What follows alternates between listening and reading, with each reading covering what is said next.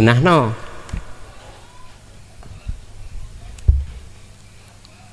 La ilaha illallah. On.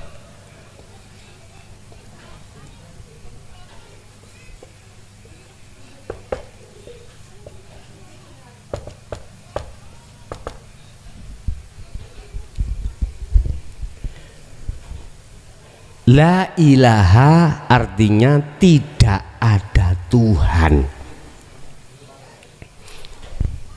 Ngarepe kan asyhadu to Pak ya. Iki asyhadu ku madhepe roh, imane roh. Asyhadu. La ilaha tidak ada Tuhan. Mengapa di sini aturan tauhid kok ada nafi? Nafi itu kata perintah, meniadakan. Karena di sini ada Tuhan tuh selain ini, selain Allah. Apa berupa apa? Ya ini isinya hubus syahwah. Andai kata di dalam hati kita tidak ada ini, gak muncul ini Pak. Gak muncul nafi, gak muncul.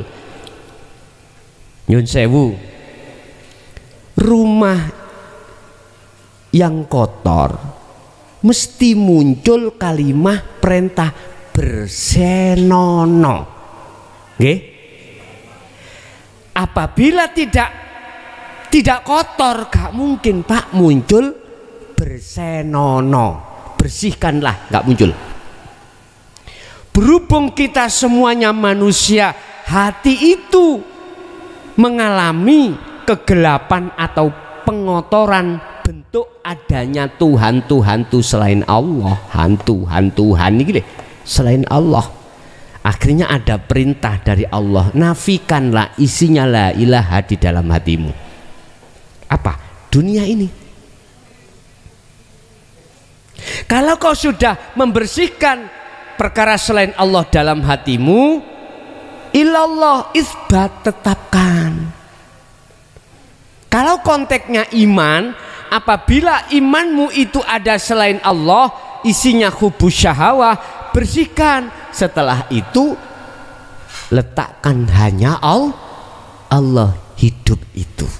Tadi kopi tadi loh Pak, kopi banyu panas, atiku iman kunu berarti kotor, sehingga cara membebaskan, membersihkan kotoran itu hanya satu jalan, hanya satu cara, yaitu nafi isbat, yaitu dzikir sirul asar. Nafi disebut su'aul basirah,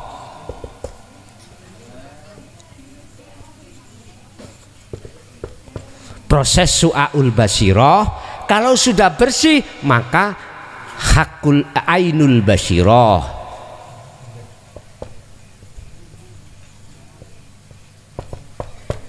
Bertemu.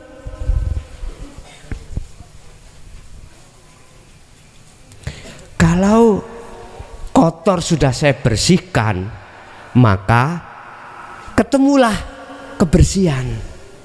Lah, alat untuk membersihkan, kunci untuk membuka pintunya surga hanya dengan satu cara, sirul asrar. Iku alate Pak, itu alate. Cara rumah itu sapunya. Lah sapu ya macem-macem Pak. Ada sapu duk, ada sapu bikinan sendiri dari anduk, terserah. Intinya bisa membersihkan kotoran di rumah. Sama dengan ini. Makanya miftahul jannah la ilaha illallah. Benar. Penghadapan iman roh itu tidak terhadap makhluk, tapi harus illallah. Makanya ketika jenengan ngucap la ilaha illallah, gak boleh berhenti di sini, gak boleh. Asyhadu alla ilaha illallah, ngadepi roh ini terhadap Wes, iku satu. Yang kedua, apa memang pertanyaan Pak? Kenapa harus ada alam barzah gak langsung alam lahut? Itu sebab karena dua alam itu tempatnya masing-masing. Masing-masing dalam arti golongan manusia, ruhnya itu. Ada yang wa minhum man hadanallah, ada wa minhum man haqqat minad dhalalah. Ada yang mengingkari ajaran Rasulullah kebenaran, akhirnya itulah diletakkan alam barzah. Yang sudah tidak mengingkari, ngimani dan melaksanakan, dan dia sudah sampai makrifat Allah, maka dia tidak akan masuk alam barzah, dia masuk alam lahut. Alam lahut itu alam apa namanya, berkumpulnya semua kekasih Allah. Sayaqulunal ladzina qalu udkhuluha bisalamin aminin. Ketika ruhaniyah itu keluar dari jasad dalam bentuk kematian, malaikat itu bingung Pak, bingung, gak wani, cara nakoni marabbuka mboten wani. Karena apa? Dia sudah kefanaan dirinya, mosok kate nakoni Gusti Allah. Ketemu piro? Makanya langsung malaikat mengatakan udkhuluha bisalamin aminin. Masuklah kau, selamat datang, perjalananmu iku aman, tempatmu sudah disediakan. Yaitu sinten sing nate ngalami kematian sebelum balik?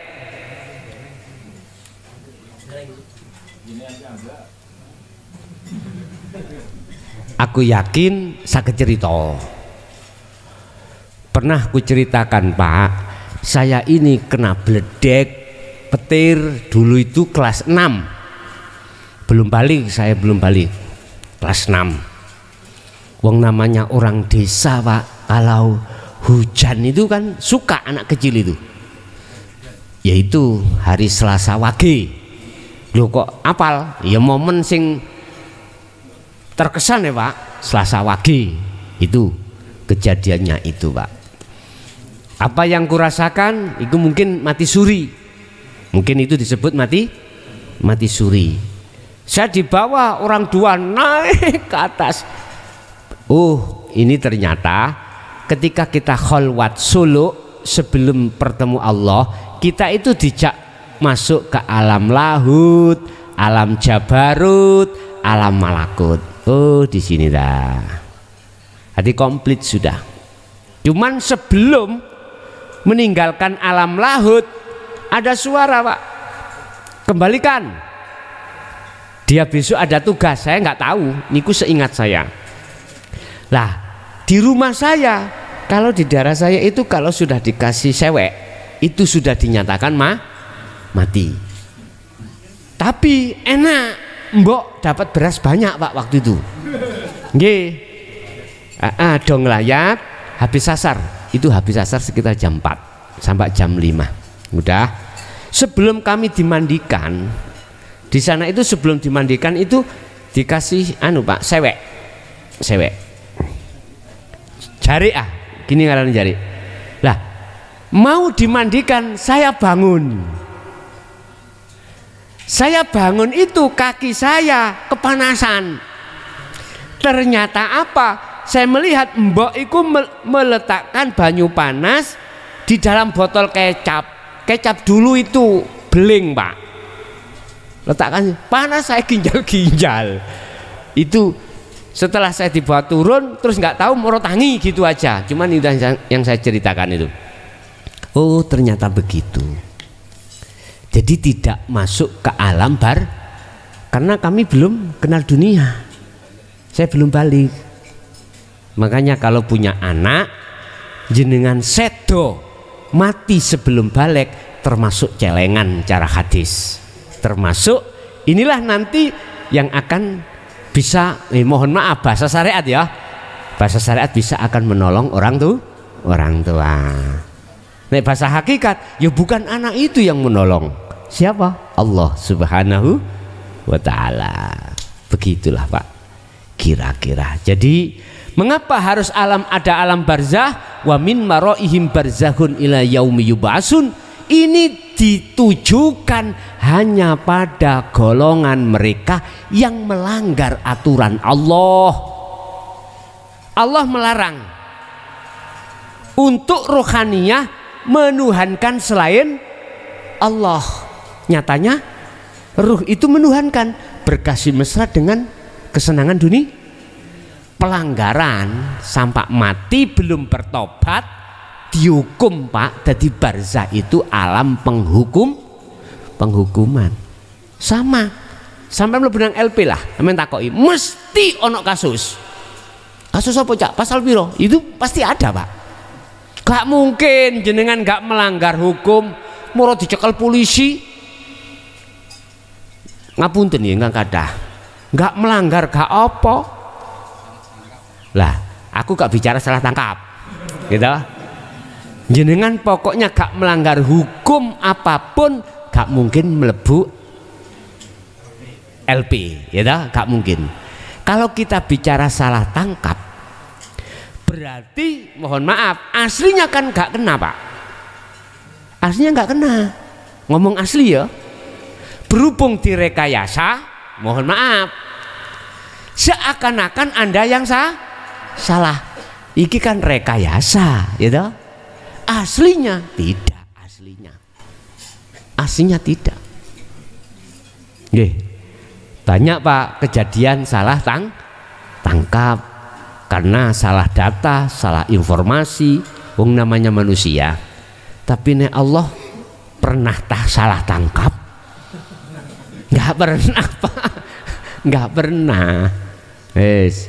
Itu jadi alam barzah memang tujuannya untuk menyiapkan mereka yang melanggar aturan. Sebelum dia mati dia belum bertobat. In kuntum tuhibbunallaha fattabi'uni yuhibbukumullah wa yaghfir lakum dzunubakum. Kalau kau sebelum mati kok wis bertobat, asalnya nyembah berhala, bercinta terhadap kesenangan dunia, kemudian kau lepaskan cintamu terhadap dunia, lalu Anda bercinta hanya pada Allah, kesalahanmu yang dulu-dulu itu baik maksiat secara jasmani, lebih-lebih maksiat secara rohani, bercinta kesenangan dunia, wa yaghfirukum dzunubakum. Surat Ali Imran ayat 31. Diampuni sebab innallaha wallahu ghafurur rahim. Penak nggih? Penak. Nggih, ada lagi?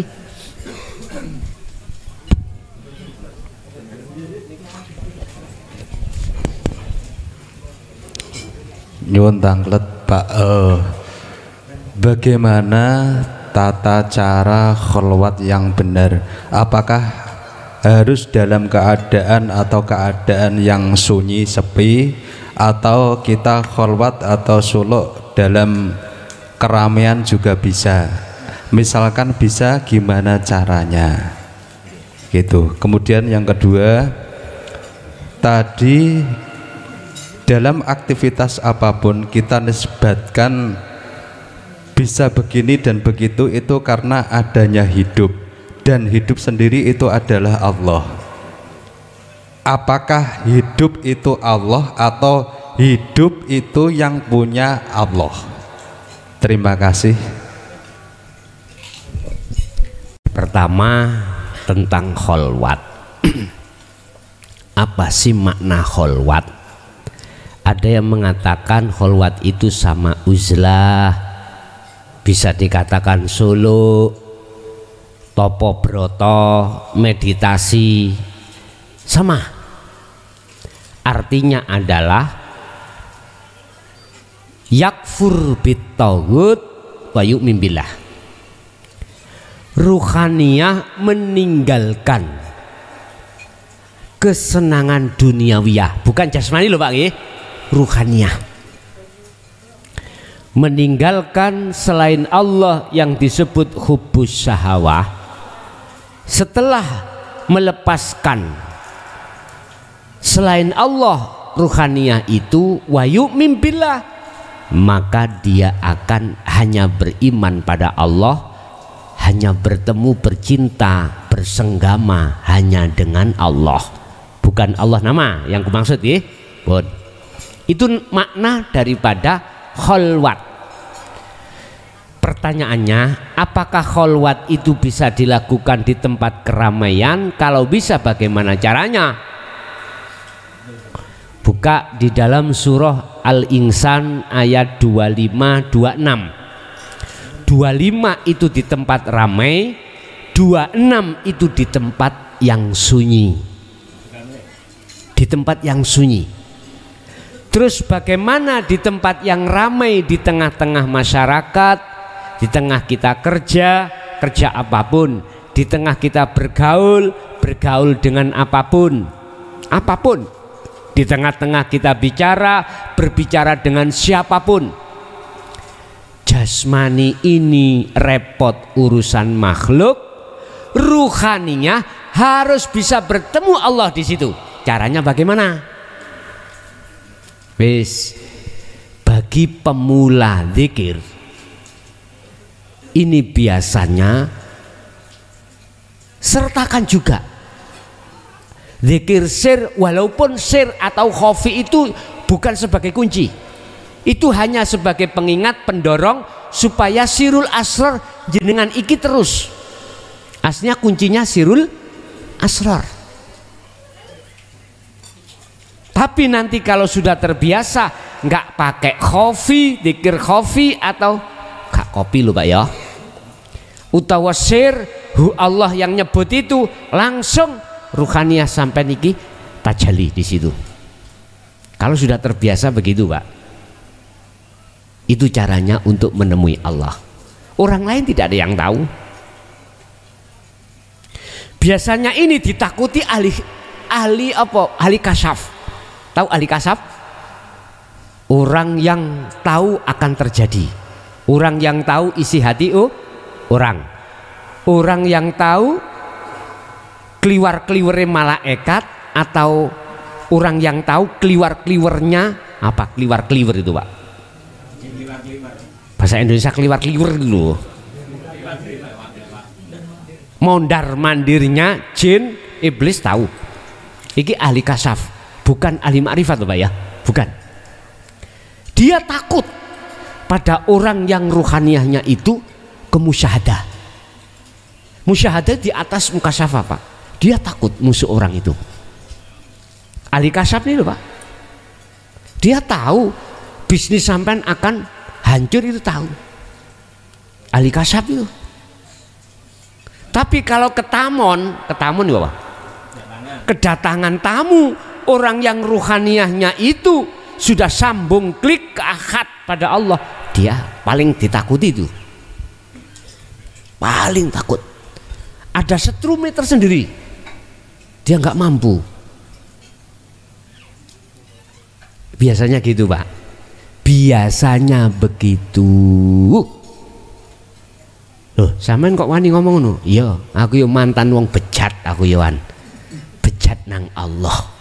Semua diri kita mantan Pak, mantan orang kafir. Ruhaniyah itu maksud saya.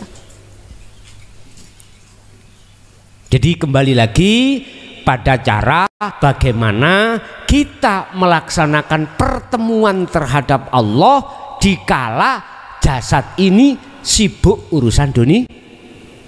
Cuman barometernya di surat Al-Kahfi ayat 110, ayat yang terakhir. Ada dua syarat kau akan bisa bertemu Allah, baik secara umum rame atau secara khusus yang disebut sunyi. Apa? Hanya dua. Wa man kana yarju liqa'a rabbi falyamal amalan sholihan. Kau harus terus mendawamkan zikir sirul asrar. Itulah yang disebut falyamal amalan sholihan. Falyamal itu apa? Kalimah perintah Pak. Diperintahkan Anda amalan soleh di mata Allah.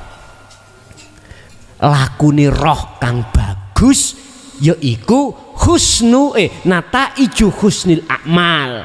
Bagusnya ruhaniyah itu tatkala mingkol bin zahidin, hati yang condong zuhud ing ngersane Allah. Iki laku sing bagus. Nek laku bagus jasmani ya salat, ya ninggalno larangan, jalakno iki jasmani iki kok ya dadi lemah, asale teko lemah dadi lemah maneh. Utuh jasadmu. Terus kayak apa? Nek jasadmu utuh, umpama dikubur bertahun-tahun. Kalau kula mengatakan, "Oh, sak melekine awakmu. Wong cacing iku pengin mangan kok." Gak oleh lho. Sekarang yang penting laku bagus si roh. Bukan perkarane lakunya jasad bagus gak penting loh Pak nggih. Fid dunya hasanah wa fil akhirati hasanah. Yes, kawan. Tapi ojo nduweni karep keinginan aku laku bagus jasmani ini supaya jasadku mayit engko wut. Jangan. Wes jangan. Jangan Pak, bahaya itu. Wis pokoknya lakonono, nah wis gak usah duwe niat seperti itu. Pun 1, 2, wala yusyrik bi ibadati rabbi ahada. Syarat yang kedua, Anda akan bertemu apabila di dalam hatimu itu sudah tidak ada iman kalau kau yang melaksanakan. Kalau makhluk yang melaksanakan. Kalau makhluk yang berperan sudah tidak ada, wala yusyrik, bahasanya janganlah kau menyekutukan Allah dikala kau melakukan zikir tersebut. Berarti tatkala jenengan zikir sirul asrar, cepatlah lepasan keakuanmu yang berzikir, keakuanmu yang merasa, keakuan hamba. Niki kok akan menemukan kekosongan. Wah, gini ki suwung nantinya namanya orang Jawa, ilmu sejati namanya suwung, kosong.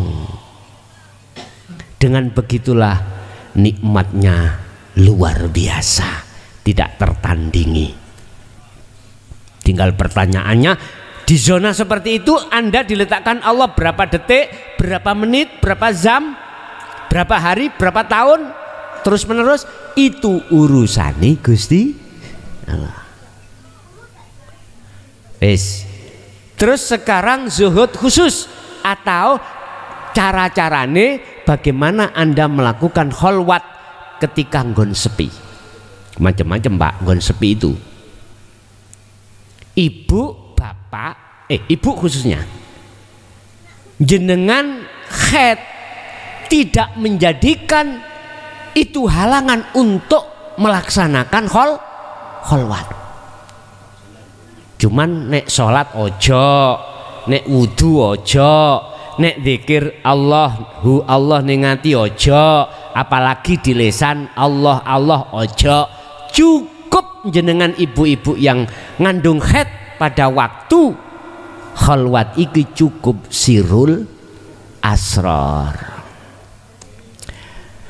Uzkurullaha qiyamau wa qu'udan wa ala junubihim.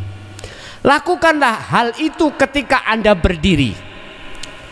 Berdiri itu ketika Anda berdiri, jadikanlah kau berzikir pada Allah. Boleh berdiri disebut waktu sholat, boleh berdiri jenengan waktu kerja. Intine jadikanlah berdirimu itu menjadi nilai zikir di mata Allah. Dikatakan zikir di mata Allah ketika Anda berdiri, keakuanmu yang bisa berdiri itu hilang Pak. Karena kau merasa pertama ada sesuatu yang halus yang tidak bisa diceritakan, yaitu wujudnya Allah yang mendirikan dirimu. Setelah itu rasa keakuanmu yang merasakan tadi sebagai hamba hilang. Akhirnya dalam hatimu bergelora semuanya yang berperan akunya Allah. Waku'udan qiyamah waku'udan, apabila kau duduk, jadikanlah duduk itu hanya berzikir pada Allah. Wa ala junubihim, ketika Anda tidur leyeh ngenten iki Pak, menjelang tidur ya, sirul asra terus melampau. Masalahin jenengan iki wis tuwek, longgo terus sak jam geger leyeh biar dan cepet bablas.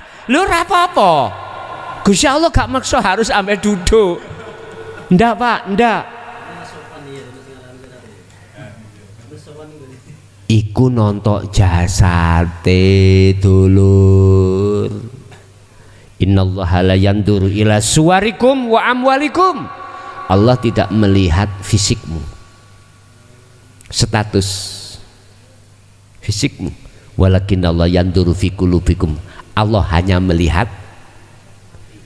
Memang gak salah, muni gak sopan ya lungguh sing pernah tahiyat awal apa tahiyat akhir atau sila, karena kau menghadap Allah lagi tidak.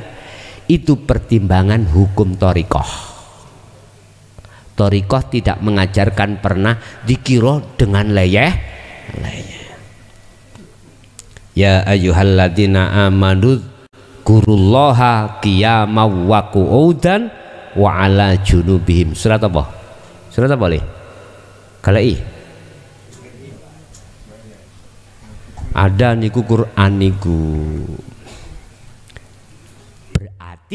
Nalangi bagi mereka sing gegere dengkek. Mboten napa-napa. Nek pun ngertos sirul asrar mboten masalah. Aman pol niku. Jelas Pak nggih? Berarti pertanyaan apa iku mau? Syarat kholwat. Kalau kita memakai tata cara di thariqah ngene Pak, khusus bagi yang laki atau ibu yang suci. Yo jok ngandung hadas cilik, hadas besar. Lalu sampean sholat sunnah, lalu tawasulo. Wis pesen kula, pesen dari Mbah Dalhar Watu Jongol Magelang. Nger, kuwi nek tawasul ojo disebut jenengi. Kesuwen. Berhubung thariqahmu iku wakeh, Nger. Sebutan khususon semua sedaya kekasih Allah Al-Fatihah. Wis kabeh Pak, bah sing wis mati, bah durung mati katut kekasih Allah iku katut. Lalu langsung dzikir Pak wis. Ada yang istighfar dulu, sholawat dulu, langsung ditutup dzikir sak kapoke. Wa minal laili fasjud lahu fasabbihu lailan tawilan, dengan malam yang panjang. Nek dzikir ya sing suwi. Lah ngene lah. Yi geger kula sak jam gak betah. Akhirnya surat apa mang jawab? Kuwi gak iso ambek lungguh ya ambek leyeh, nggak bisa dengan duduk pegel ya berbaringlah, menisan cepet bablas tidur. Jadi nanti muka syafahnya lewat mimpi. Nggih Pak. Loh, kula sian ngaten Pak. Waktu zamane kasaf banter-banteri. Khalwat umpama di muka syafa itu 5 menit belum ketemu apa sing kula jaluk ambek lele ya. Masalahe ning jaba iku akeh sing ngenteni Pak. Nomor. Jujur mawon, kula niki termasuk mantan wong bejat yang ini ki. Sholat ya sholat Pak, lu nggih ahli kasaf iku taat ning hukum syariat. Lho nggih. Estu. Wiritan sampean piro? Wis kalah. Satu hari satu malam saya itu ketemu zikir zikir khafi niku 20.000. Saya coba 20.000. Langsung dedek tambahan Pak Kasafi. Lah iki bahayanya kalau tidak ada sirul asalnya. Kalau ada sirul asalnya netral Pak. Artinya mohon maaf, pengaruh-pengaruh syahwatud dunia itu sudah tidak menjadi pengaruh. Gampang nggih? Jadi jenengan tujuan sampean iku apa? Wis usule nang Allah, urusan nanti dikasafno Allah iku bonus, mulai bonus, gak usah menjadi tujuan sampean. Nah, ketika sampean iku sampun masuk di dzikir, udah ikuti dzikir aja terus. Adi keluar masuk napas tut nih, gak usah ditahan Pak, napas gak usah dilebokno udel ditahan, engko metu kene nang latifah jangan. Cukup ruhaniyah mau mengimani ngerasakno yen sak temene urip sejatine sing duduk hidup bukan sifat itu loh, yang mengeluarkan dan memasukkan napas.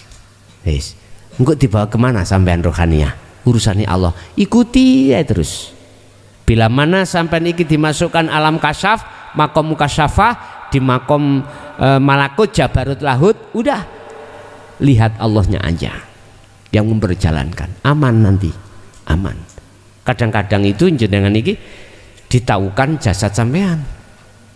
Sampean tahu keluar. Sampean tahu di depan sampean itu ada 2, ada 3, ada 4. Tahu. Ingatlah iki kasaf si Pak. Iki kasaf. Belum dikatakan makrifat, belum. Ini nafsu, nafsiyah amarah lawamah mutmainnah. Nanti akan harus jina mendukung perjalanan sampean. Malaikat teko akal, nafsu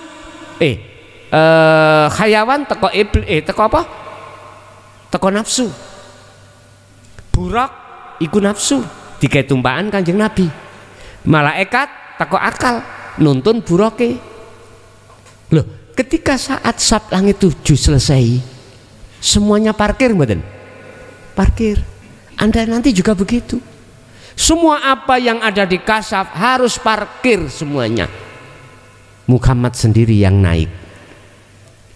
Muhammad jenengan. Paham maksud kula? Cara hakikat Pak, bukan syariat.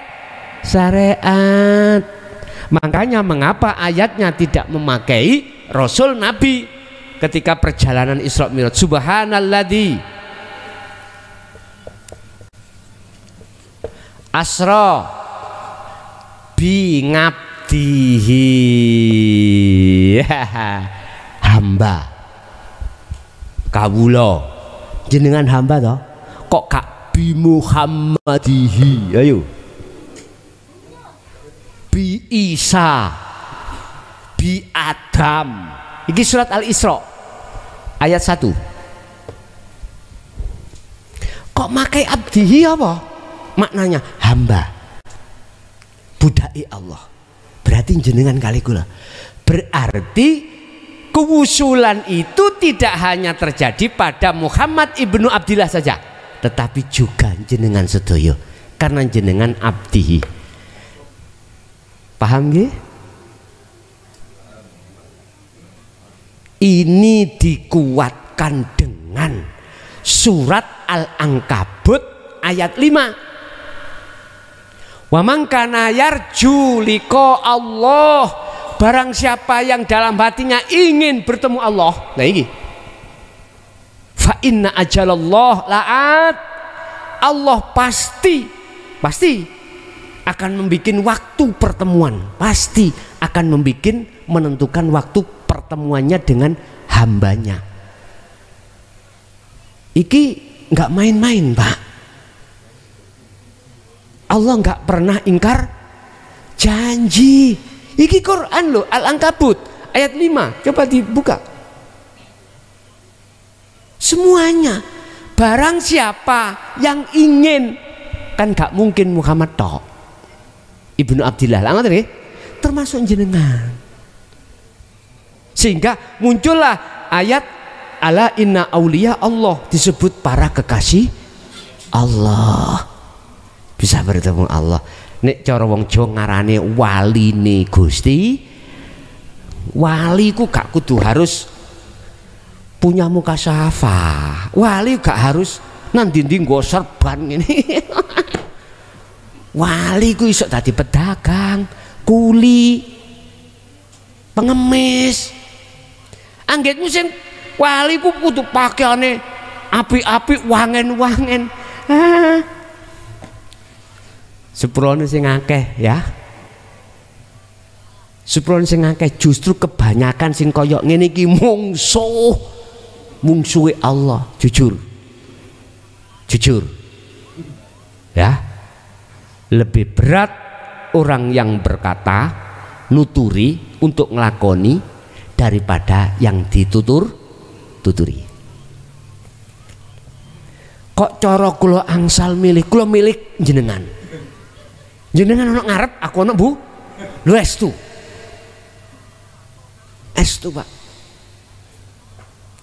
Tapi saya tidak bisa menolak, sebab ini balahum minkum, ini nadhirum minkum, aku cuman pesuruh. Saya nggak bisa memilih. Laksana saya speaker nih kalau Pak, nek gak ono sing halo speaker saged muni dah, saged muni dewe, mboten saged.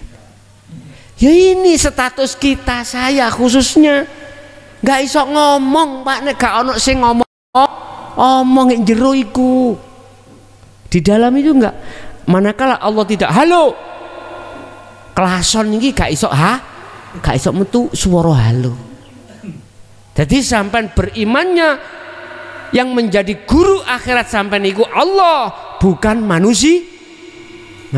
Nek sampean tasik ngomong manusia ati sampean iman, nikilah letak kejebak sampean. Nggak oleh. Tak lurus no. Guru sampean sejati iku ya hidup iku Allah itu.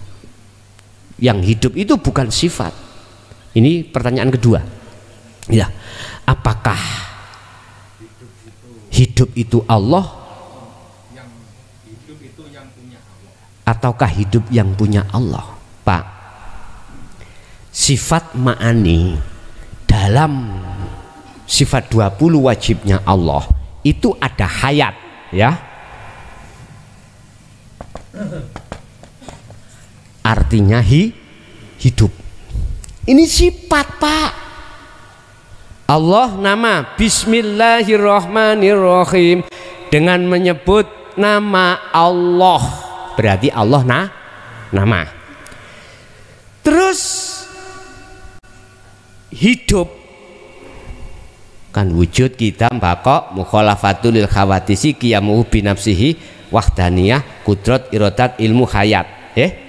Mulai kudrat tujuh sifat ma'ani Allah. Kudrat iradat ilmu hayat sama basor kalam. Hayat iku hidup dari sifat. Sing kula maksud hidup bukan sifat, tapi yang kula maksud hidup laisa kamislihi sayun, yang mensifati. Antara kula ambek jeneng. Niki lho Pak. Ini lho Pak. Mosok ini kurang jelas Pak. Halo. Ini sing kula maksud. Aku nggak bisa berkata apa-apa Pak. Saya katakan saya namakan apa? Wong saya nggak ada. Bagaimana aku bisa berkata? Bagaimana saya dikatakan melihat? Wong saya tidak ada. Kita manusia secara syariat asalnya, hakikat asalnya tidak ada.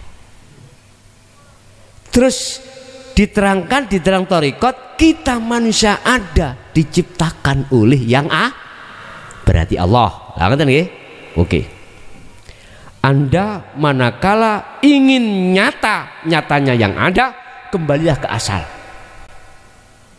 Asal kita tidak ada. Berarti ini wa inna ilaihi. Kalau kita sudah kembali ke asal kita nggak ada, bagaimana mungkin kita disebut bisa melihat yang ada? Apa mungkin perkara yang tidak ada bisa melihat yang ada? Berarti yang melihat yang ada sendiri. Loh, terus yang disebut orang yang makrifat itu bagaimana? Orang yang sudah kefanaan orangnya. Jadi bener al-halat. Innani anallah la ilaha illa ana. Innani sak temene ingsun. Ana ya ingsun. Iku Allahu Allah. La ilaha ora ana pangeran sing wajib disembah illa ana kejaba ingsun. Posisi ngomong ingsun itu bukan makhluk. Makhluknya sudah tidak ada, bos. Terus apakah hidup itu yang memiliki sama? Hidup itu Allah atau hidup itu punyanya Allah? Apakah hidup itu punyanya Allah? Nek kita ngomong Allah itu nama, salah. Kalau kita ngomong Allah maksudnya adalah laisa kamitsli syai'un, benar Pak ya? Benar. Saya ngomong hidup itu bukan sifat. Saya ngomong Allah itu bukan nama. Janganlah kau sembah sifatku atau namaku. Sembahlah. Makanya Quran surat Toha ayat 14, innani anallah fa'budni wa aqimis shalah lidzikri. Jadi salatmu itu iso dadi zikir. Berarti zikir apa? Ana iku lho zikir, kesadaran ana. Sejatine zikir. Surat Al-Anbiya 25 tadi, la ilaha illa ana. Jadi situ maksudnya itu. Berarti inilah wahyu puncak, Pak. Semua rasul dari Nabi Adam sampai Muhammad dikatakan rasul karena dia mengemban dan mengajarkan, mendidik keahatan Allah terhadap umat. Sekarang, Pak, mohon maaf, sejak itu sampai entah sampai kapan diselewengkan. Bahkan umat disuruh untuk memuji terhadap makhluk. Loh, sungguh nyun sewu ya. Kadang-kadang kita tidak terasa digiring oleh oknum untuk memuja dzurriyyah Rasul. Nggih mboten? Padahal nyun sewu, ayo delok alhamdulillah utawi sekabeh puja-puji bahkan nyembah iku lillahi hanya terhadap. Saya pribadi mengatakan prihatin. Ajaran Rasulullah yang asli itu diputar balik. Nah, sekarang saya hadir meluruskan. Janganlah di dalam hatimu ada selain Allah. La taj'al ma'allah ilahan akhar. Surat apa itu? Lali aku. Ojo ndadekno perkara sak liyane Allah ning atimu. Konteke iman. Ojo pujomu iku nang sak liyane Allah. Tadi saya katakan apabila saya nyebut Allah atau hidup bukan nama, bukan sifat. Sing kula maksud Sang Yang Tunggal, Sang Yang Maha Esa. Kita sudah digiring sama di situ, Pak. Kalau urusan hamid atau mujinya itu jasad kepada jasad, monggo. Tapi ruhaniyah iki jangan digiring ke jasmani. Niku wis membudaya loh Pak, wis membudaya. Iman kita menuduh bahwasanya berkah, bahwasanya syafaah, bahwasanya karomah itu ada di makhluk kepunyaan. Kita sudah beriman di situ mulai sejak kapan? Dulu sampai sekarang digiring seperti itu. Nah, oleh karenanya saya luruskan dengan dasar surat Al-Kahfi ayat terakhir tadi. Kul innama ana basarum mislukum. Muhammad katakan, iki Allah mengatakan apa? Innama ana, saya ini sama dengan kau. Basar, manusia. Artinya apa? Jangan kau sembah puja-puji aku, sembahlah puja-pujilah siapa yang ku sembah, itu Rasul. Kita digiring opini untuk memuji terhadap, mohon maaf loh Pak, kepada makhluk. Terus ini nanti yang bertanggung jawab siapa? Yang katanya menuduh bisa menyelamatkan kita. Wis, tanya terhadap yang bersangkutan yang kita puja. Berani nggak mengatakan kosam, sumpah kalau dia bisa menolong? Ayo, nggak akan berani Pak, karena belum tahu sejati ini Allah. Iya, saya tanya, nggak akan berani, nggak akan berani. Wama ubarri'u nafsi, aku tidak bebas dengan nafsu. Inna nafsa la amaratum bisu, gak aman aku ambek nafsu, aku gak aman. Sesungguhnya nafsu itu selalu cenderung mengajak kejelekan. Berarti bagaimana mungkin aku bisa menolong kau, wong aku menolong diriku sendiri nggak bisa. Iku makhluk.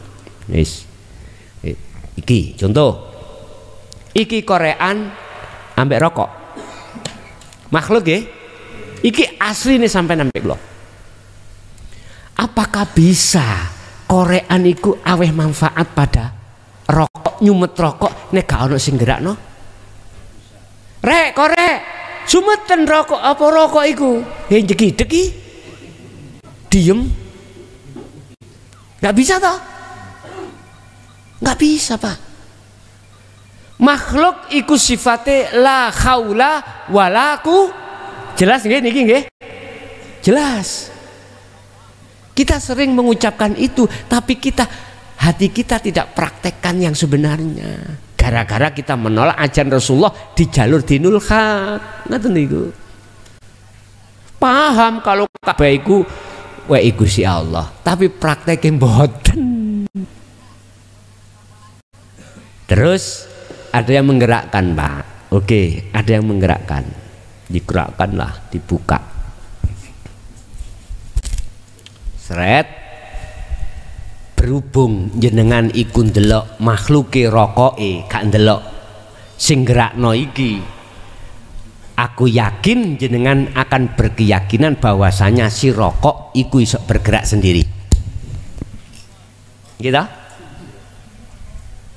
Lalu korean, aku yakin sampai akan berkeyakinan kalau korean itu bisa nyumet rokok, menyulut rokok, artinya bisa membantu. Kalau kau melihat koreannya, coba kalau sampai melihat yang menggerakkan ini laksana Allah, ini laksana kita. Sungguh Pak, inilah ajaran yang sebenarnya itu yang harus diketahui oleh umat manusia, khususnya umat Islam. Suatu saat sampai itu di masalah dengan bank, mau diplang, jangka tempo 1 bulan. Ketika 1 bulan tidak bisa, dikasih 1 bulan lagi, nggak bisa ditambah 1 bulan lagi, mau diplang, tonggo sampean krungu sakno ditolong Pak, ditebus, wis tak utangi ae kok sauren gena-gena yo cekak diblang awakmu. Matur suwun mboten Pak? Matur suwun. Aku yakin atimu nuduh sing nolong iku tonggo tetangga, makhluk. Karena sampean melihat makhluknya, otomatis iman sampean kali kula datang makhluk yang bisa menolong. Memang seakan-akan tetangga atau makhluk itu bisa menolong, tapi kalau tidak digerakkan Allah, walaupun punya uang banyak, gak digerakkan Allah, jelas diem Pak. Sama dengan iki mau lho Pak, mosok gak paham. Gampang jane nggih.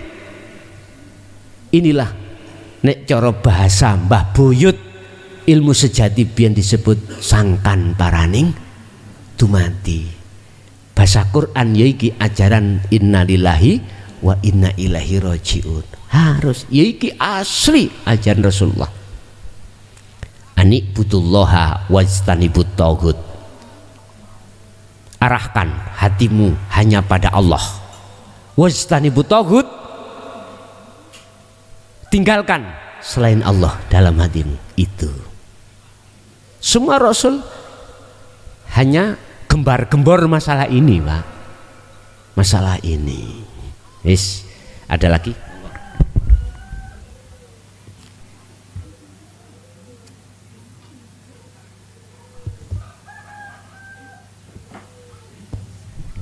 Jam 1.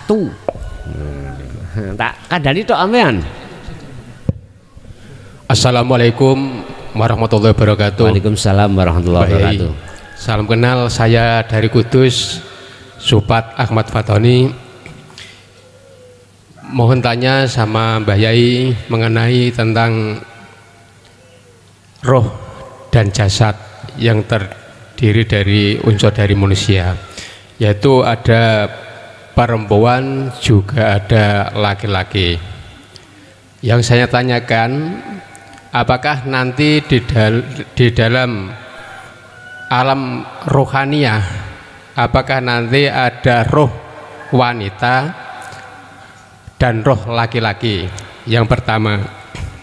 Yang kedua, saya pernah mendengar tausiah dari Pak Ustadz, yaitu sholawat mulianya bapak dan ibu, yaitu Allahumma sholli ala sayyidina Muhammadin karimil abai wal ummahat. Mohon penjelasannya bagaimana keterangan sholawat tersebut. Terima kasih Mbak Yai. Apakah ruhaniyah itu ada laki dan perempuan? Nah gitu nggih. Bapak Ibu, kalau bicara ruh sudah diterangkan di dalam Al-Quran. Muhammad, jikalau ada yang tanya tentang roh, jawaban itu urusane pangeranku. Illa qalilan, pengetahuan manusia itu hanya sedikit. Gini, jenengan nek melihat makhluknya ya begitu. Nggak boleh ada manusia membahas tentang ruh.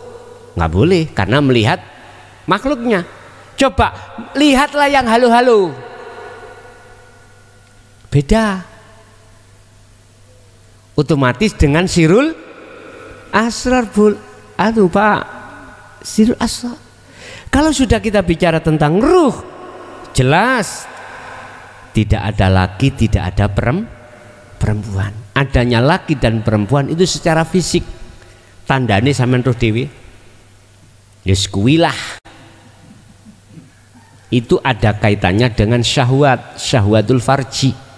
Dan syahwatul farji ada kaitannya syahwatul dunya. Syahwatul dunya ada kaitannya khuldi, buah. Wala taqraba hadhihi syajarah. Adam, jikalau kau ingin tetap kekal di surgaku, jangan kau dekati itu khuldi. Apa hakikatnya khuldi? Ya niki dulur. Makanya nafsu membikin seakan-akan iki kekal bagi kita. Khuldi kan maknanya kekal. Diomongi Adam ambek iblis, Dam tak kandani ya. Khuldi ku artinya apa? Kekal ya. Kuwi nek gak mangan, kalau kau nggak makan khuldi, kau tidak kekal di syurga. Dipelintir toh Pak. Nek Allah dawe kan kebalikannya. Begitulah iblis memang tugasnya dikongkon ngunu. Itu yang pertama. Yang kedua masalah sholawat. Innallaha wa malaikatahu yusholluna 'alan nabi ya ayyuhalladzina amanu shollu 'alaihi wasallimu taslima. Ada kaitannya dengan ummahat. Ngapun Pak, sholawate Allah nang Kanjeng Nabi bagaimana? Ada yang bisa jawab? Dalam hukum syariat tidak ada yang bisa jawab. Bagaimana sih sholawatnya Kanjeng Allah ke Kanjeng? Kok Allah hai bersolawat, kok malaikat juga bersolawat? Bunyinya apa? Gak ada yang bisa jawab. Terbatas Pak. Ternyata apa sih sholawat itu? Penghormatan. Penghormatannya Allah terhadap Muhammad ibnu Abdullah dijadikan sebagai Rasul, itulah sholawatnya Allah.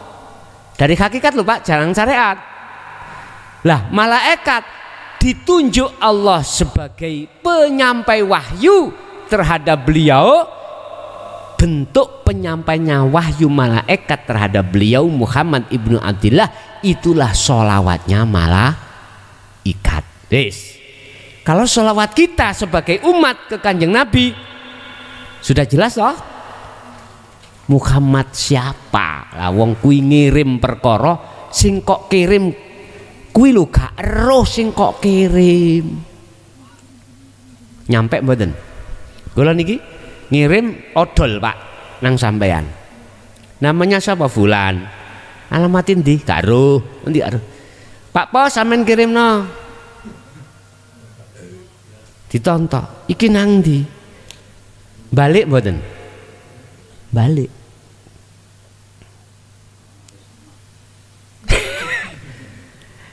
Nyun sewu, hakikat syahadat sudah saya buka. Tentang Muhammad itu hakikatnya siapa? Adalah makhluk. Iku Rasulullah sebagai utusan Allah. Makhluk semuanya bisanya bergerak karena digerakkan oleh Allah. Berarti geraknya makhluk itu adalah atas dasar perintah dari Allah untuk bergerak. Lah baru yang menyaksikan tahu siapa yang disaksikan iki sah. Lah niku kok ummahat. Iku maksudnya umat ini ketika membaca sholawat itu kembalinya pada dirinya sendiri, bukan persoalannya. Mohon maaf, makhluk satu bisa mensafaati makhluk lain. Ndak. Coba lihat yang aslinya. Bahasa syariat, karena Rasulullah itu Muhammad itu dikasih izin oleh Allah untuk mensyafaati tapi bukan berarti itu hukum mutlak Muhammad bisa mensyafaati umat, bukan. Hukum mutlaknya ada di Allah. Bagaimana mungkin kita akan bisa mendapatkan syafaat? Lah wong kita nggak tahu syafaat itu milik siapa. Betul mungkin. Laksana gini Pak, bagaimana mungkin saya bisa sampai tujuan? Lah wong saya tidak tahu arah jalan dan alamat tujuan. Ya kesasar-sasar Pak. Kesasar-sasar. Makanya Allah katakan dalam surat Al-Baqarah, innal ladzina kafaru sawaun alaihim a'andzartahum am lam tundirhum la yu'minun. Oleh karena mereka dikandani, dikasih seruan atau tidak itu enggak percaya, khatamallahu ala qulubihim wa ala sam'ihim wa ala absarihim. Ditutup akses untuk menuju Allah, ditutup, dikunci oleh Allah hatinya, dikunci oleh Allah mata hatinya. pendengarannya dikunci. Gegara kita tidak percaya tentang masalah apa yang disampaikan Rasulullah tentang dinul haq. Makanya innalladzina kafaru. Saya tadi katakan saya itu mantan orang kafir, Pak. Iya, mantan orang kafir. Ruhaniah saya semua ngalami kok. Nek jasmani saya nggak bahas lah, Pak. Nek anak wong Islam ya mesti tadi Islam. Begitu jasmani. Yang saya katakan adalah rohani.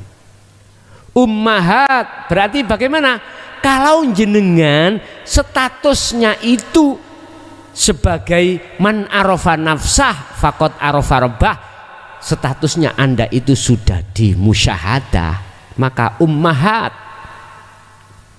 termasuk orang dekat sampean. Siapa? Anak, istri, saudara, tetangga. Mesti jenengan itu dalam hati, mohon maaf Pak, tersentuh melihat anak dan istri manakala belum kenal Allah, sampean kasihan, itu otomatis. Otomatis. Sehingga sampean ada upaya untuk mendidik terhadap rohaniah orang-orang dekat kita. Ku anfusakum wa ahlikum naro.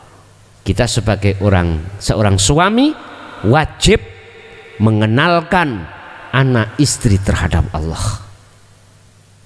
Iya, makanya bahasaku jagalah anfusakum, dirimu, ya, wa ahlikum setelah dirimu, kemudian ahli.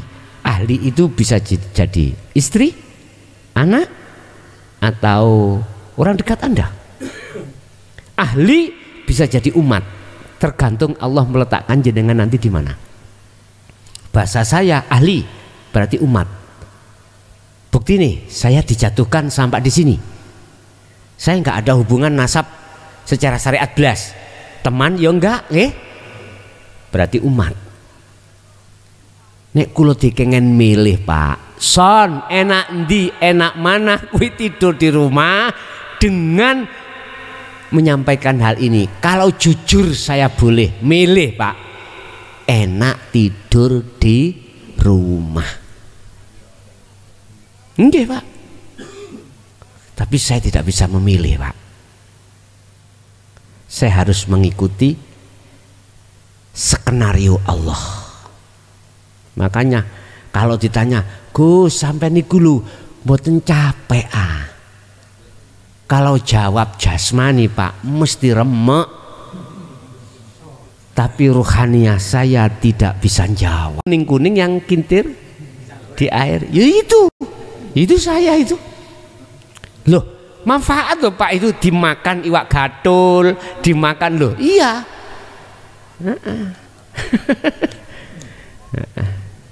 Jadi secara otomatis Pak, rahmat penghormatan Allah dan malaikat terhadap beliau hakikatnya jenengan kali kula kalau sudah jadi kekasih Allah, otomatis orang dekat jenengan iki mesti kepadangan. Mesti kepadangan. Bentuknya mana? Hati panjenengan iki secara otomatis mikir Pak, anak istri besok bagaimana ya? Ayatnya juga ada, ku anfusakum wa ahlikum naro. Jagalah dirimu dan keluargamu dari siksa api neraka. Bahasa syariat Pak, bahasa hakikat. Kenalkan anak istrimu terhadap Allah, sebab selama kau nggak kenal, hatimu banyak nerakanya. Di dunia ini neraka panas Pak ya. Nggih, ada lagi.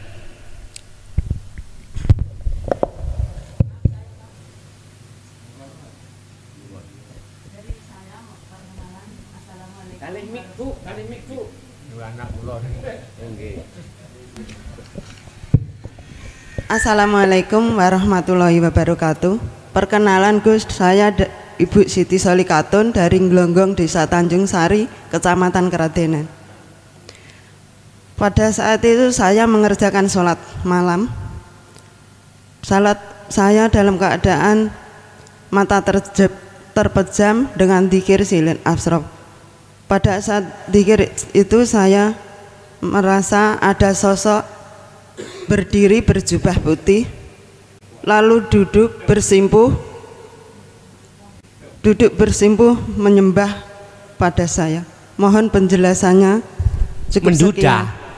Duduk bersimpuh menyembah di pangkuan saya. Di pangkuan saya. Dari saya sekian, Gus, cukup. Terima kasih. Wassalamualaikum warahmatullahi wabarakatuh. Waalaikumsalam warahmatullahi wabarakatuh. Siapakah garangan si jubah putih? Lah gitu toh.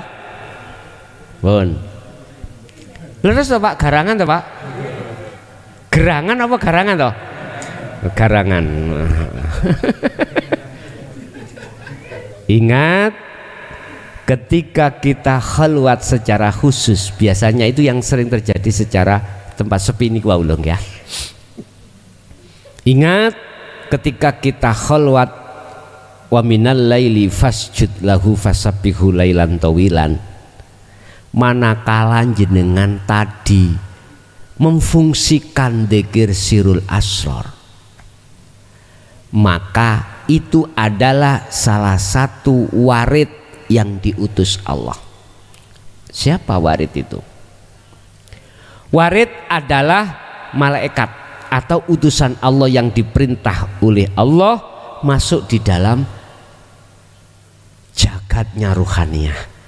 Jagatnya ruhaniyah yang disebut kolbun hati ini lebih luas daripada jagat dunia dan seisinya. Iya, kita bikin rumah jagat dunia aja ada batasnya Pak. Kalau jagatnya ruhaniyah nggak ada batasnya.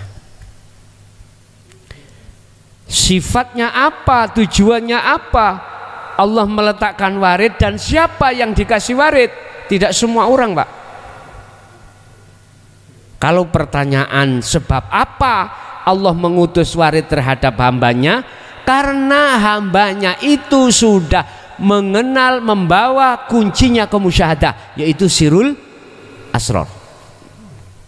Dan apa visi dan misinya si warid? Satu, innama aradallah al-warida alaika, sak temene Allah bermaksud meletakkan warid dalam diri Anda adalah untuk menghantarkan Anda pada Allah. Menghantarkan. Tapi sebelum dihantarkan ada di situ peperangan Pak Bu. Pengusiran nafsu penjajah dalam hati jenengan. Awalnya kita dijajah oleh nafsu supaya roh itu bersukaria dengan dunia. Kalau sudah bersukaria dengan dunia, kita menjadi budaknya hawa. Kita dibebaskan oleh Allah lewat proses perjalannya warid. Wow. Jadi warid masuk di situ mengusir penjajahnya ruh, untuk membebaskan ruh dari perbudakan ruh terhadap nafsu. Aman sudah dibersihkan, nafsu sudah ngalih, dihantarkan jenengan pada Allah. Iku apabila jenengan sudah meyakini kebenaran, menerima dan melaksanakan sirul asror. Lah terus dirinya kok menyembah? Lah ngono toh? Apa sebabnya menyembah? Itu sebetulnya didikan terhadap kita, jangan pernah yang kau sembah kecuali Sang Yang Tunggal. Iku didikan. Bukan perkarane warid nyembah jenengan, boten. Itu adalah fa'budun. Tadi ada fa'budun. Fa'budun tak tulis mang loh. Surat Al-Anbiya 25. Itu pengajaran terhadap jenengan, jangan pernah menyembah selain pada Allah. Wis. Itu di mana? Di alam mukasyafah, Bu. Kalau jenengan tadi sirul asrar itu betul-betul fungsi, jenengan gak mungkin melihat makhluknya. Jenengan pasti akan melihat sang yang berperan. Siapa? Tidak ada lain kecuali Allah.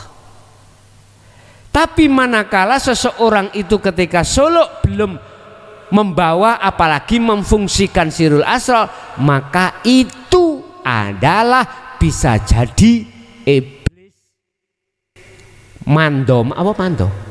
membo menyerupai terhadap makhluk siapapun.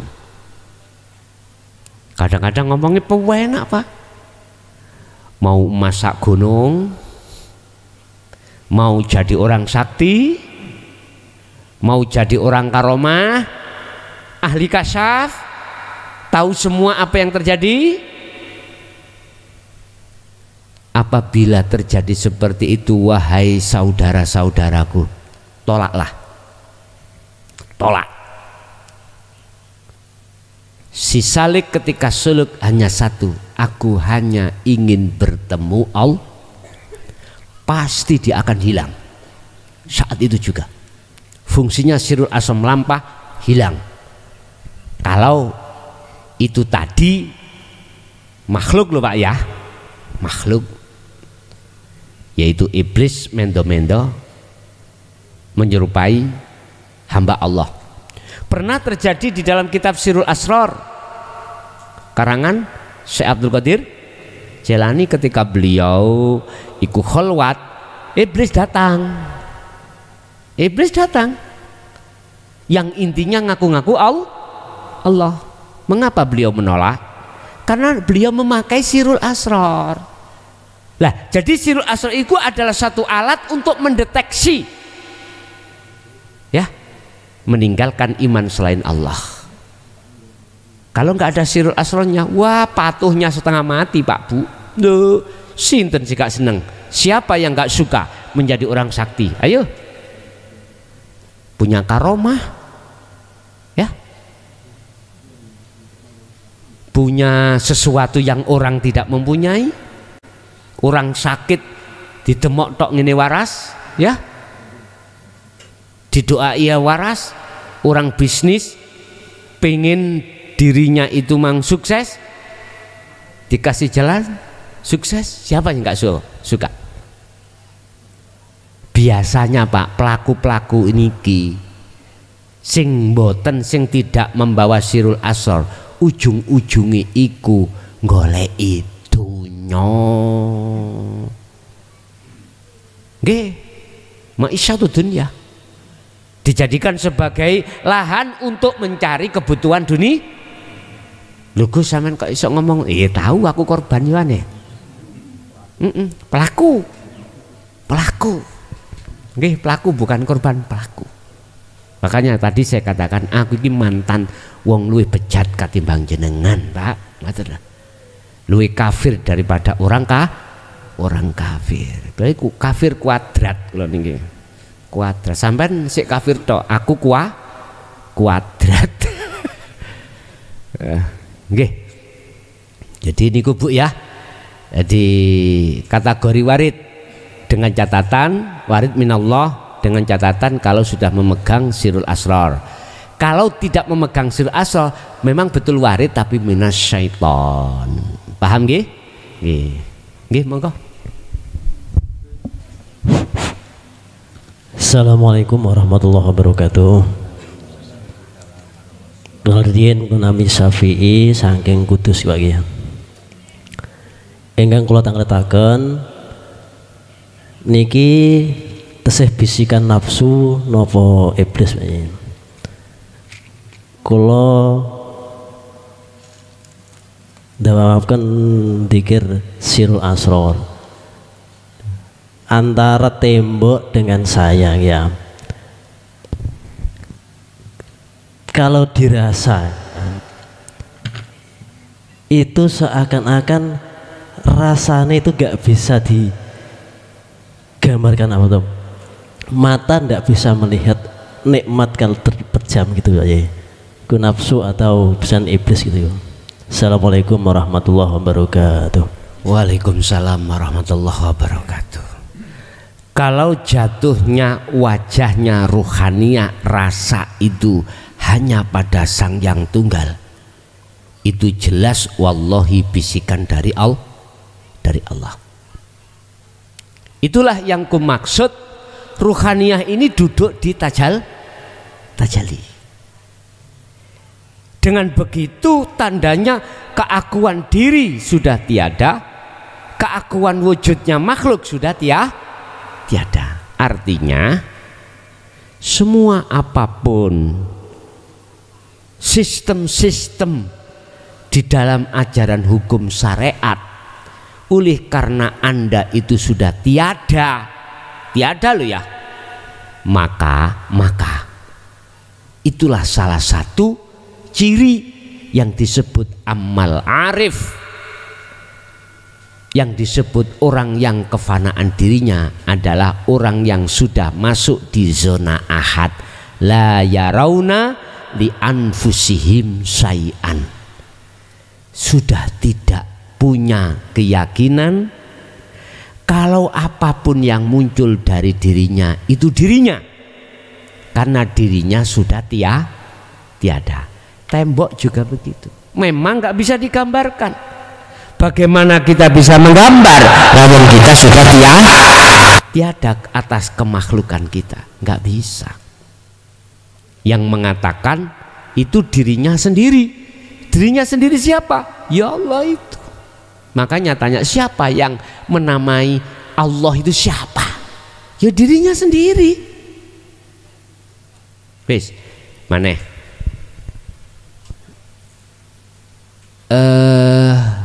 Niki jangan apa? Soto. Sapa sing jenengna soto piye? Padahal dikatakan soto rangkaiane kuatah teng mriku. Sebelum dintaktung jeneng soto. Nah, ini proses ya. Ada pedesan, ada brambang, ada bawang, ada laos, apapun itu.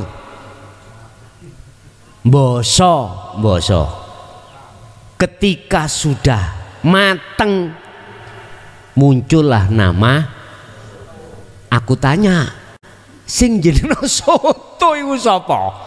Yang menamai soto. Wis syariat jawab, ya orang dulu lah gitu ya. Orang dulu ditanya siapa dulunya, ya dulu loh. Akhirnya habis kembali pada asal. Paham ya? Disitulah makanya siapa yang menamai Allah, ya Allah sendiri. Jadi pertanyaan masalah bisikan jelas itu dari Allah, manakala duduk rohaniyah di tajalli. Nggih. Ada lagi? Assalamualaikum Gus. Waalaikumsalam. Saya Aris dari Pati Gus. Hampir sama ibu tadi Pak. Dari Bali. Pati. Oh Pati. Pati Jawa Tengah. Nggih. Hampir sama ibu tadi waktu saya sholat. Itu saya merasa kayak naik gitu Bos. Dari kaki ke atas sampai kepala nih. Hampir lepas gitu rasanya. Tapi waktu hampir lepas itu timbul rasa khawatir. Takut. Terus masuk lagi. Itu dalam satu sholat tuh 2 kali mengalami. Ya itu yang. Jenengan pun megang sirul asal pada saat itu. Sudah ya? Sudah Pak. Nggih. Matur suwun. Nggih. Ngeten Pak. Kejadian itu akhirnya dasar takut itu akhirnya kembali lagi, bukan dikatakan salah sih, ndak. Itulah proses memang ya. Proses pemfanaan dalam hati tentang iman selain Allah. Laksana ruh itu dikeluarkan dari jasad. Mengapa ada rasa takut? Karena jenengan ada pertimbangan. Di belakang sampean ada pertimbangan. Bojoku sik ayu, anakku sik cilik-cilik, aku durung siap mati. Loh Pak, ngono iku terjadi terhadap siapapun, gak jenengan tok. Apabila Allah menterjadikan mi'raj lewat kasyaf, terjadi. Tapi tidak harus seperti itu juga. Semuanya dikembalikan apa kata Allah. Cuman nanti jenengan tidak akan pernah takut lagi kalau sirul asrar fungsi betul-betul. Kalau sirul asrar fungsi betul, sadar yang memperjalankan siapa? Allah. Ditemukan makhluk lain, di dalam makhluk lain itu siapa? Allah lagi. Nggak akan pernah takut. Nanti, tapi ya proses memang seperti itu Pak. Wajar Pak. Jadi mboten salah jenengan, kembali lagi. Makanya hafidu ala sholawah wassolatil wusta wa qumu lillahi qanitin.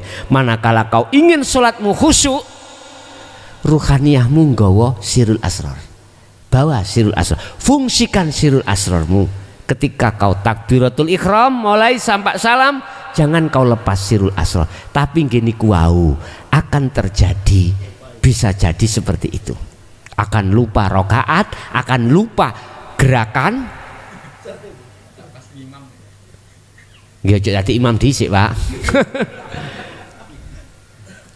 Iku proses, nggak ada masalah. Sebab sesungguhnya orang yang dikatakan rindu iku sebab sudah pernah tahu sifat kekuasaan sang yang dirindukan. Anta budallaha ka'annaka taroh, kata Rasul. Imanmu dikatakan ihsan manakala ketika kau menyembah kau seakan-akan bisa melihat Allah. Jikalau kau tidak bisa melihat Allah, seakan-akan kau selalu dilihat Allah. Berarti munculnya adalah rindu, ingin lekas bertemu, namanya muraqabah. Anda sudah merasa dekat. Makanya zikirnya la ilaha illa anta subhanaka inni kuntu minadz zalimin. Al-Anbiya 87. Munculnya zikir itu disebut sirul asrar. Merkai anta sudah dekat. Nek ning thariqah hu Allah, huwa dia berarti jauh.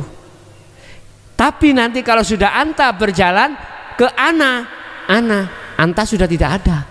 Itulah namanya ahad. Ana kan ingsun, anta sudah tidak ada.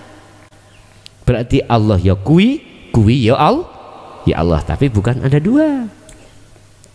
Nggih. Wonten melih? Nggih.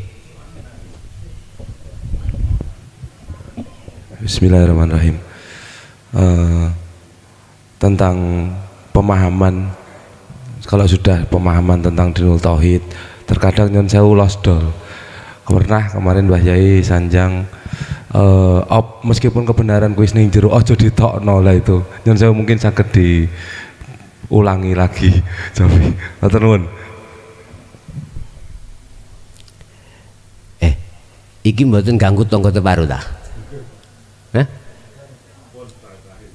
Mboten napa-napa? Aden. Ini yang terakhir ya. Aden. Ada lagi? Nggih, ngeten Pak nggih. Ketika saat kebenaran itu tidak dikeluarkan, terus siapa yang tidak mengeluarkan? Allah sendiri dah. Ketika saat kebenaran itu dikeluarkan, siapa yang mengeluarkan? Pernah Pak terjadi, saya itu di forum belum mengenal YouTube. Insya Allah tahun 2008 atau 2009. Saya mengkaji kebenaran di dalam tentang masalah dinul haq di depan para mursyid. Biasa toh, saya itu habis menjabarkan materi, saya kasih tanya jawab. Kemudian pada waktu itu tidak ada yang tanya. Oleh karena kami ada sesepuh-sesepuh, jadi donga mboten kula dungani. Jadi ada sesepuh sendiri yang berdoa. Oke. Tapi sebelum berdoa beliau mengatakan, Bapak Ibu jenengan paham yang dikatakan Gus Mukhlason itu adalah intan, mutiara yang berharga, intan yang paling mahal. Mestinya intan itu tidak dikeluarkan, dimasukkan kotak, kotaknya dikunci, dimasukkan lemari, lemarinya dikunci, di dalam rumah, rumahnya ya dikunci. Beda Pak Bu kalau bata diletakkan di luar. Berapa harganya bata satu truk? Sebanding enggak dengan intan satu gegem? Mahal mana? Mahal intan. Mestinya enggak boleh disampaikan di tengah umum, dikeluarkan, enggak boleh. Kula ini gak serantan Pak nek ngoten niku. Kula langsung nang operator, si bos njaluk mikir situ bos. Langsung tak saut. Ngapunten yi saderenge ingkang kawathah. Mohon ngapura. Bukane kula niki suul adab mboten. Cuman mengklarifikasi mawon. Sebetulnya tiang-tiang niki pengen duwe inten, tapi orang ngerti dalane, tidak tahu jalannya untuk mendapatkan intan. Kasih dong ilmu nih, bagaimana caranya dapat intan. Jangan dibiarkan dia kesana kemari membawa bata. Kasihan.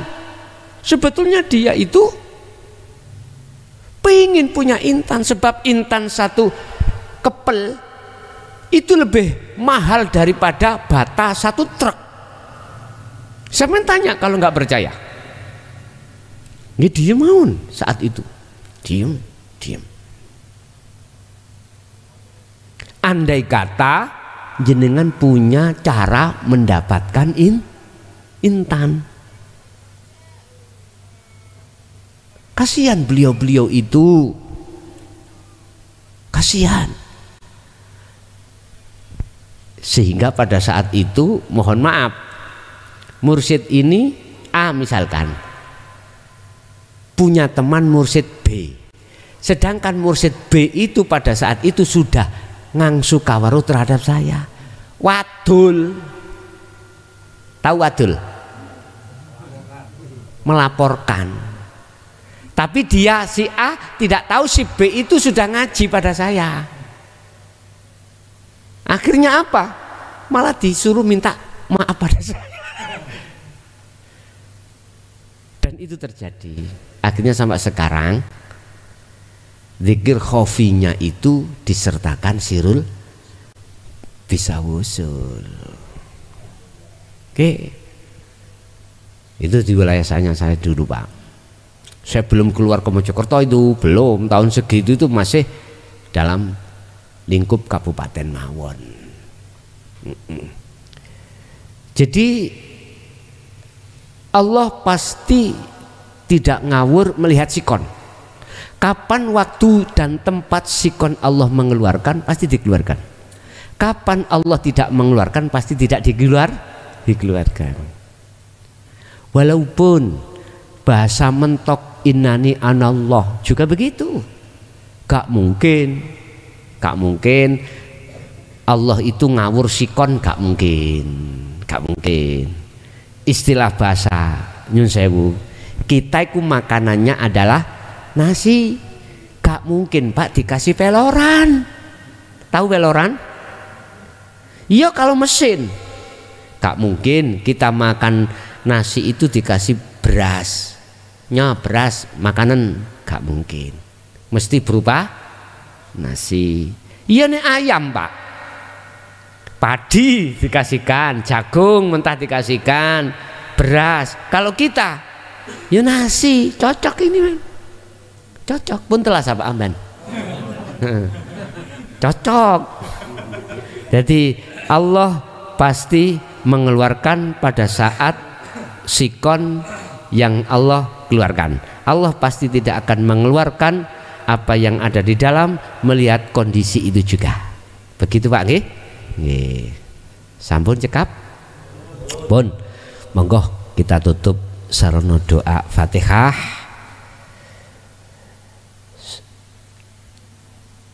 Apa yang telah diberikan Allah pada kesempatan malam hari ini, jadikan ya Allah ilmu yang bermanfaat terhadap kita dan anak keturunan kita ila yaumiddin.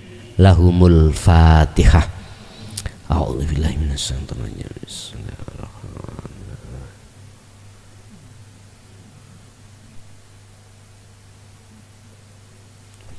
Semua apa kekurangan mohon maaf. Akhirul kalam. Assalamualaikum warahmatullahi wabarakatuh.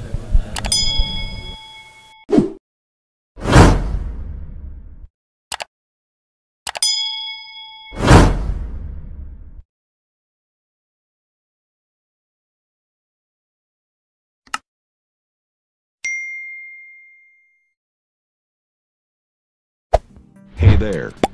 Subscribe to my channel. And also press this bell icon.